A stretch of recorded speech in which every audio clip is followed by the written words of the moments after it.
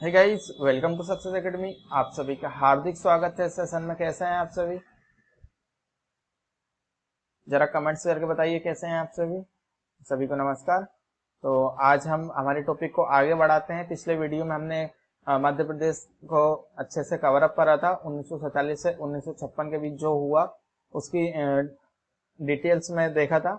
लेकिन आज हम देखेंगे 1947 में हमारा मध्य प्रदेश का अस्तित्व क्या था, किस प्रकार का अस्तित्व था मध्य प्रदेश का उस समय। ठीक है, तो चलिए फिर शुरू करते हैं। और जो चैनल से एक बार आज पहली बार जुड़े हैं, एक बार सब्सक्राइब जरूर कर लीजिएगा, चैनल को सब्सक्राइब कर दीजिए। और जो देख रहे हैं एक बार लाइक कर दीजिए, है ना। करिए जल्दी लाइक और सब्सक्राइब, और एक बार शेयर कर दीजिएगा। ठीक है, चलो फिर आगे बढ़ते हैं। अब होता क्या है, 1947 में जब हमारा देश आजाद हुआ था उस समय हमारे मध्य प्रदेश को 1947 में हमारे मध्य प्रदेश को तीन भागों में बांटा गया था। उस समय मध्य प्रदेश को तीन भागों में बांटा गया था, भाग ए, भाग बी और भाग सी। पार्ट ए, पार्ट बी और पार्ट सी, तीन भागों में विभाजित किया गया था। ठीक है, अब तीन भागों में किस तरीके से विभाजित किया गया था हम उसको अच्छे से कवर अप करेंगे। तो चलिए फिर शुरू करते हैं। सर, ये उस समय मध्य प्रदेश था, ये वाला पार्ट भी हमारे एमपी के अंदर ही आता था। छत्तीसगढ़ छत्तीसगढ़ छत्तीसगढ़ वाला पार्ट भी हमारे मध्य प्रदेश में ही आता था। कौन सा वाला पार्ट? ये वाला पार्ट, है ना। छत्तीसगढ़ भी हमारे उस समय मध्य प्रदेश में ही आता था। और कुछ जिले महाराष्ट्र के भी हमारे मध्य प्रदेश में आते थे। ठीक है, और इसको तीन भागों में बांटा गया था। जैसे ये वाला पार्ट अलग बांटा गया था, है ना। ये ग्वालियर से इंदौर वाला पार्ट अलग बांटा गया था, और ये वाला पार्ट अलग बांटा गया था। ठीक है, जबलपुर होशंगाबाद वाला पार्ट को अलग बांटा गया था। महाकौशल वाला पार्ट इसको अलग बांटा गया था, और ये बुंदेलखंड वाला पार्ट को अलग बांटा गया था। तो इसको नाम दिया ए, भाग ए, और ये बी, पार्ट बी और पार्ट सी। ठीक है, पार्ट ए, पार्ट बी और पार्ट सी, तीन भागों में हमारे मध्य प्रदेश को उस समय विभाजित किया गया था। ठीक है, चलो देखो जरा।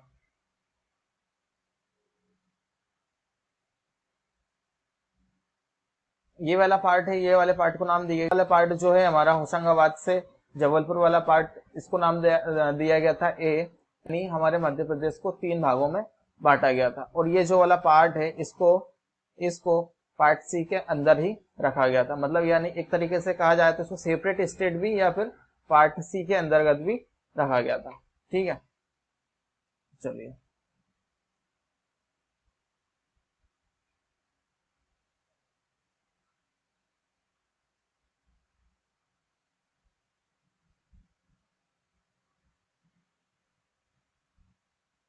अगर पार्ट ए की बात की जाए तो पार्ट ए हमारा, उसमें छत्तीसगढ़ भी हमारा सम्मिलित था। ठीक है, उस समय 1947 में हमारा जब नवीन ये बना था, उस समय छत्तीसगढ़ वाला हिस्सा भी और कुछ जिले महाराष्ट्र के भी हमारे मध्य प्रदेश में शामिल थे। ठीक है, तो पार्ट ए की बात करते हैं हम। ठीक है, पार्ट ए ये कहलाता था सीपी बरार। सीपी बरार, ठीक है, सीपी बरार सेंट्रल प्रोविजनल। ठीक है, सीपी का मतलब सेंट्रल प्रोविजनल, सीपी बरार। और ये वाला क्षेत्र हमारा कहलाता था सर, ये वाला मध्य भारत। क्या? मध्य भारत क्षेत्र हमारा मध्य भारत कहलाता था। और पार्ट सी कहलाता था सर हमारा विंध्य प्रदेश। क्या कहलाता था? विंध्य प्रदेश। ठीक है, तो आपको ये तो समझ में आ ही गया होगा कि हमारा किस किस भाग को क्या क्या नाम दिया गया था। तो मैं इसको एक नए पेज पे लिख लेता हूँ, आपको नोट करने में दिक्कत नहीं आएगी। ठीक है, पार्ट ए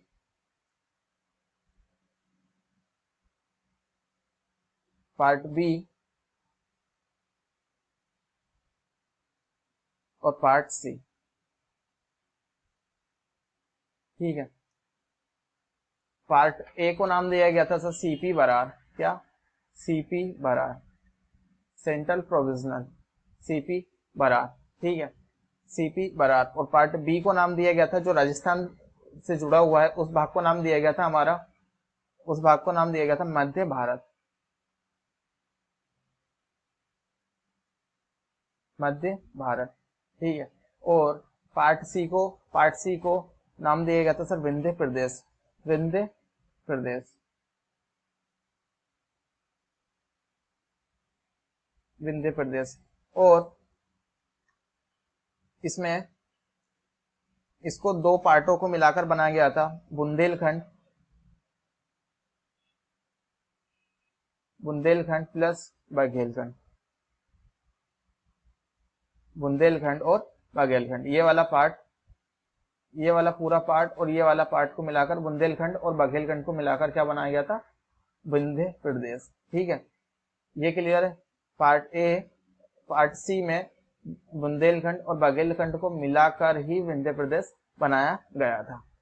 ठीक है, और अगर इसमें बात की जाए तो सर इसमें 25 रियासतें शामिल थी। ये इसमें 25 रियासतें शामिल की गई थी। कब की गई थी? ये 22 अप्रैल 1947, 22 अप्रैल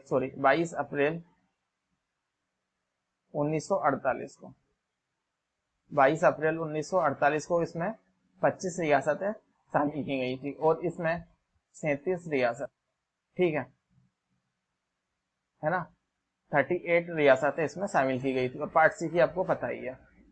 ठीक है, तो मैं यहाँ इसको लिख देता हूँ। इसमें पार्ट बी में 25 रियासतें शामिल की गई थी, 25 रियासतें। और पार्ट ए की तो आपको पता ही है इसको। और विंध्य प्रदेश में पार्ट सी में 38,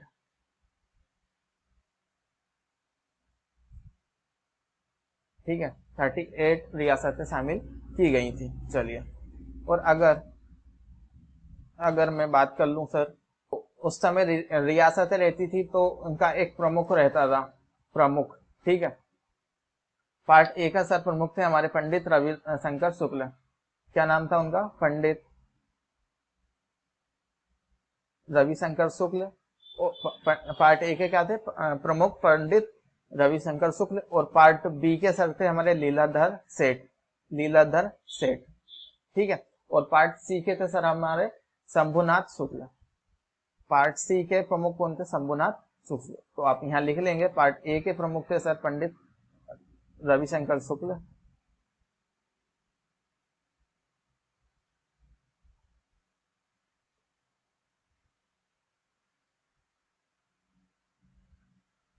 पंडित रविशंकर शुक्ल। ठीक है, और पार्ट बी के प्रमुख थे सर,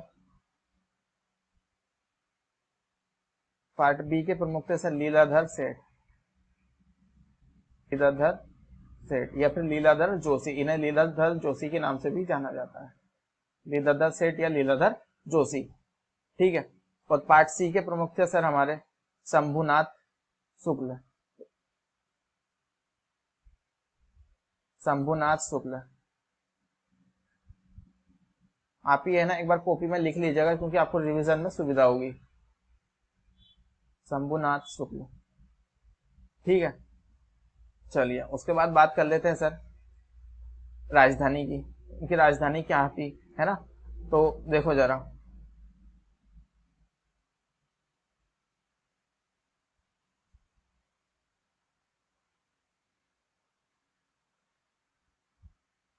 पार्ट बी की राजधानी, पार्ट बी की राजधानी सर हुआ करती थी 6 महीने के लिए ग्वालियर और 6 महीने के लिए इंदौर। यानी 6 महीने के लिए इंदौर या इंदौर, इंदौर और ग्वालियर, इंदौर और ग्वालियर। और पार्ट ए की राजधानी, पार्ट ए की राजधानी हुआ करती थी सर नागपुर।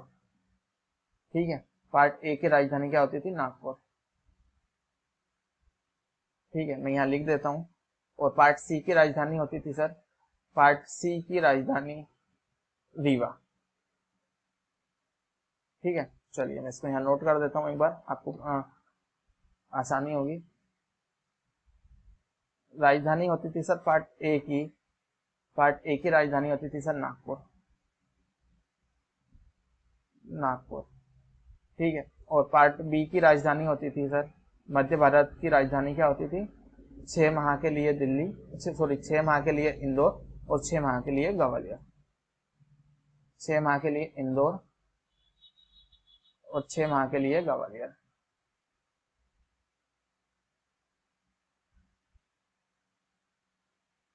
ठीक है, और पार्ट सी की राजधानी होती थी सर रीवा। क्या होती थी, राजधानी रीवा। चलिए अब आगे बढ़ते हैं सर।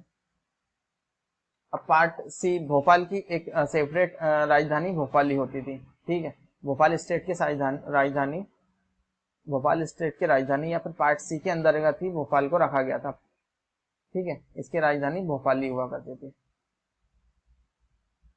ठीक है सर, यहाँ तक क्लियर है सभी को?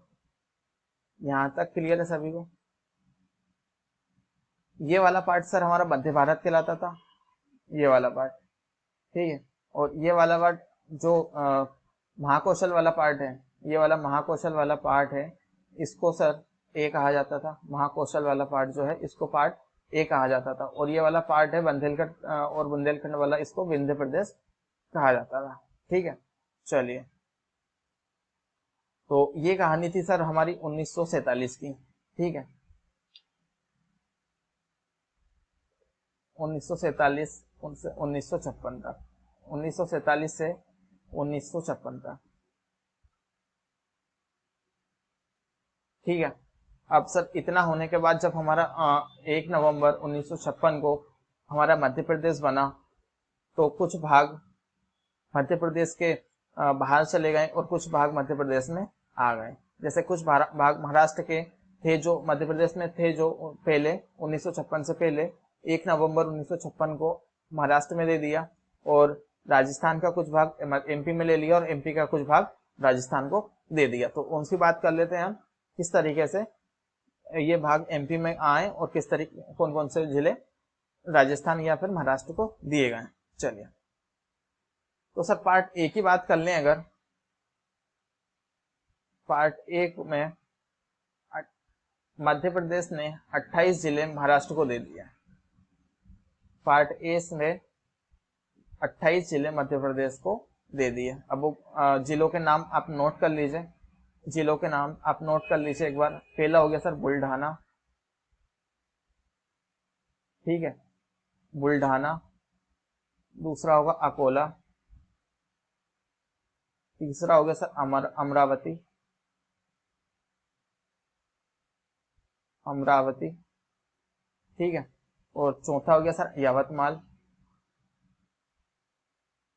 यवतमाल। पांचवा हो गया सर वर्धा। और छठा हो गया सर नागपुर। सातवां हो गया सर भंडारा। और आठवां हो गया सर चांदा। ठीक है, ये 8 जिले मध्य प्रदेश ने महाराष्ट्र को दे दिया। ठीक है, इन जिलों का नाम आप याद रखिएगा, ये हो सकता है एग्जाम में पूछे और काफी बारी एग्जाम में पूछे गए हैं। और सर पार्ट बी की बात कर ली जाए, अगर पार्ट बी की बात कर ली जाए तो पार्ट बी में ज्यादा कोई खास परिवर्तन देखने को नहीं मिला। जो सुनील टप्पा है राजस्थान को दे दिया गया, काफी मशहूर है, पढ़ा गया होगा, आपने देखा ही होगा, ये राजस्थान को दे दिया गया।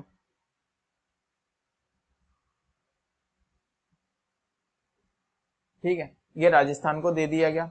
और राजस्थान सिरोंज जो है विदिशा की एक तहसील है आज की डेट में, सिरोंज जो है राजस्थान से मध्य प्रदेश में मिला लिया गया। ठीक है, मतलब सुनील टप्पा को जो है सुनील टप्पा जो है उसको राजस्थान को दे दिया गया, उस जिले को। और जो सिरोंज है जो आज विदिशा की तहसील है सिरोंज, उसको मध्य प्रदेश में मिला लिया गया। ठीक है। और पार्ट सी की बात की जाए तो पार्ट सी में और भोपाल स्टेट में कोई चेंज देखने को नहीं मिला। पार्ट सी और भोपाल स्टेट में कोई चेंज नहीं मिला। ठीक है, इन दोनों में कोई चेंज देखने को नहीं मिला। ये पहले थे वैसे के वैसे ही रहे। ठीक है, तो ये अब करेंगे 101 नवंबर, अगली वीडियो में 1 नवंबर 1956 से 1 नवंबर 1956 से आज तक की डेट का हम यानी 2018, 19, 20 तक का 2020 तक का कवर अप करेंगे। यानी 1 नवंबर 1956 से 2020 तक का हम कवर अप करेंगे। ठीक है, जुड़े रहने के लिए धन्यवाद। और एक बार शेयर कर दीजिए, और एक बार जो भी देख रहे हैं एक बार लाइक कर दीजिए, और एक बार सब्सक्राइब कर दीजिए जरा, है ना। ठीक है, अब नेक्स्ट वीडियो में हम पढ़ेंगे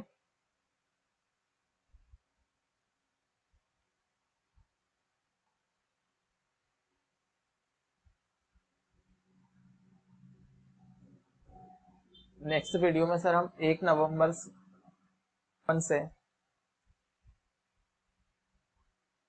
2020 तक का कवर अप करेंगे। क्या क्या चेंज हुआ, कितने जिले नए बने, कितने जिले नए बने और कितना जिलों को एक में बनाया गया। ठीक है, ये बाकी चीजें जितनी भी क्या प्रोसेस थी, किस समिति के द्वारा इन जिलों को नया बनाया गया, सब देखेंगे हम किस समिति के सिफारिश के द्वारा ये किया गया। ठीक है, तो एक बार सब्सक्राइब और एक बार लाइक कर दीजिए। ठीक है, तो जुड़े रहने के लिए धन्यवाद। मिलते हैं फिर अगली वीडियो में।